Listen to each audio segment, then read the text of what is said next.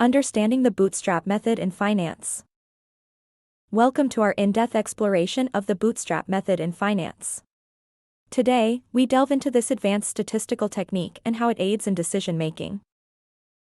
The bootstrap method is a resampling technique used to estimate statistics on a population by sampling a dataset with replacement.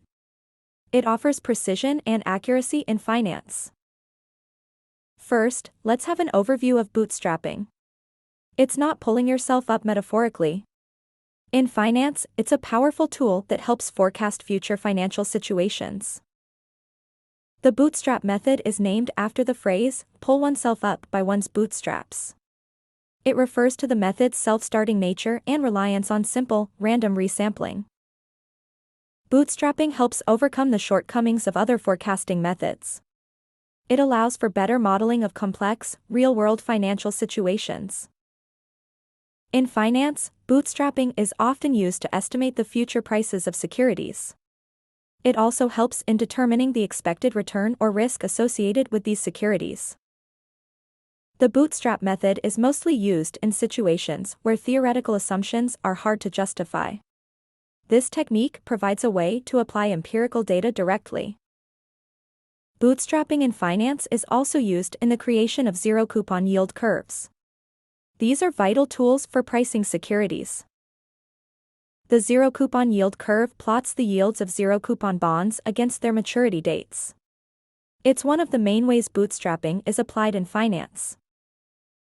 Bootstrapping in finance is also helpful in portfolio risk estimation. By resampling historical returns, better estimates of future portfolio risk can be obtained. Bootstrapping is also used in options pricing.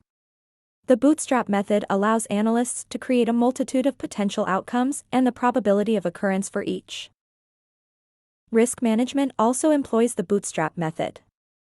It helps estimate potential losses under different scenarios, aiding in effective risk management. Historical simulation, a form of bootstrapping, is commonly used in value-at-risk (VaR) models. VaR models help estimate the market risk of a portfolio. Bootstrapping can also test the validity of models used in finance.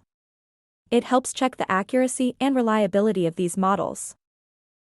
Bootstrapping is a flexible method. This adaptability allows it to be used for various applications in finance. Despite its benefits, bootstrapping has its limitations. It assumes that past performance is indicative of future results, which may not always be the case. Another limitation is that bootstrapping requires a large sample size for accurate results. Small datasets may not provide reliable estimates. Bootstrapping is also computational heavy. It requires powerful software and computers to handle the extensive calculations. Despite these limitations, the bootstrap method remains a trusted tool in finance. Its ability to work with complex datasets makes it very useful. Bootstrapping is now more accessible due to advancements in technology. Enhanced computational power and software allow for more efficient bootstrapping. Bootstrapping is a critical tool in financial analysis. It provides a scientific, data-driven approach to financial forecasting and risk analysis. With everything covered, it's clear that bootstrapping plays a vital role in finance. It aids in forecasting, risk management, and financial decision-making. Understanding the bootstrap method in finance can enhance your financial literacy. It can also help you make more informed financial decisions. In conclusion, bootstrapping in finance is a powerful statistical technique. Its application in many fields is testament to its value. Remember, the bootstrap method is an advanced technique. It's best used by those with understanding in finance and statistics. Thank you for joining us on this journey exploring bootstrapping in finance. We hope you found it informative and helpful. Stay tuned for more finance topics and don't forget to like, share, and subscribe. We appreciate your support. Until next time, keep learning and expanding your financial knowledge with us. Remember, the key to financial success lies in understanding. Goodbye, and see you in our next video.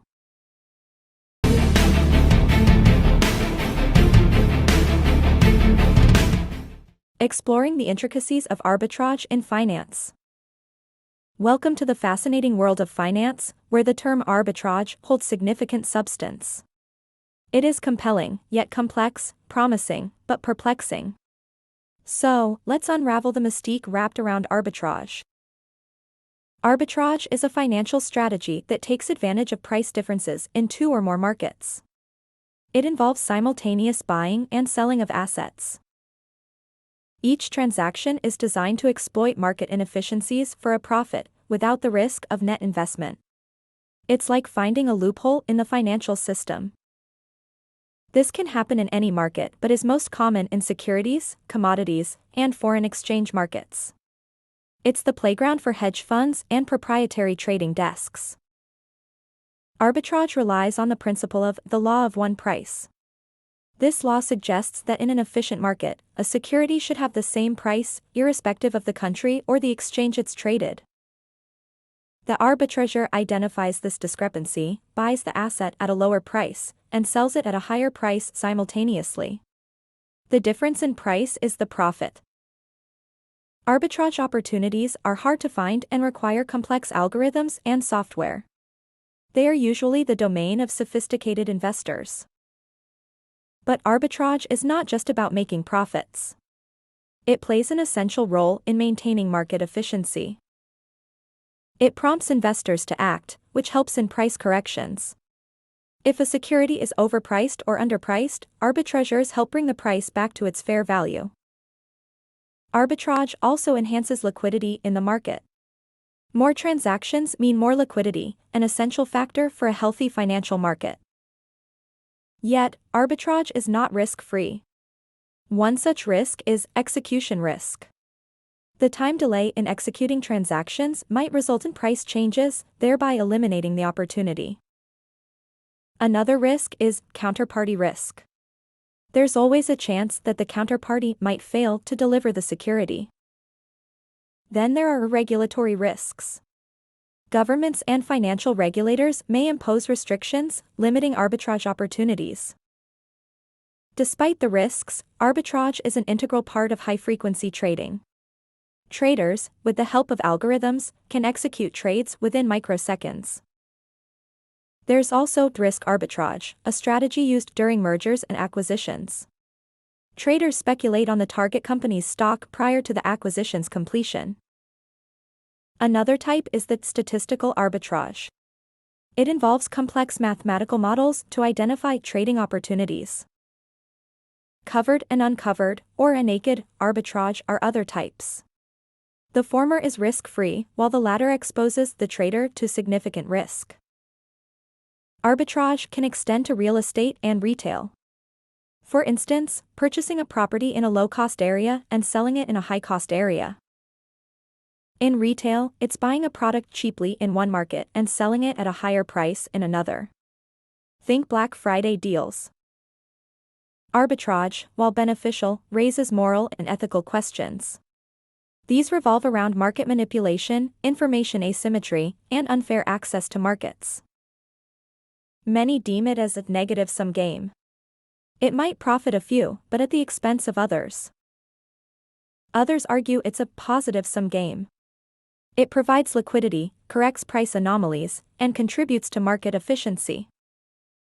Then there's the gray area of arbitrage betting in sports. Some view it as an investment strategy, while others consider it as gambling. Technology has made arbitrage faster and more accessible. High-speed computers and algorithmic trading have changed the dynamics. But it's also made the market more efficient, thereby reducing arbitrage opportunities. The faster the discrepancy is spotted, the quicker it gets corrected. Arbitrage might seem attractive, but it's not for everyone. It requires deep market understanding, quick decision-making, and sophisticated tools. It's a high-stakes game. The rewards can be significant, but so can the losses. So, should you venture into arbitrage? It depends. It depends on your risk appetite, your market savvy, and your faith in algorithms. Arbitrage in finance is like a mirage. It's visible to everyone, yet accessible only to a few. As we conclude, remember arbitrage is more than just profiting from price differences. It's a mechanism that helps in maintaining market equilibrium.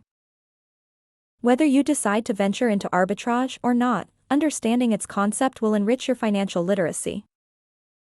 Remember, in the financial world, knowledge is not just power, it's profit. Thank you for tuning in. Continue your financial journey with us. Coming up next, hedging, your shield against market volatility.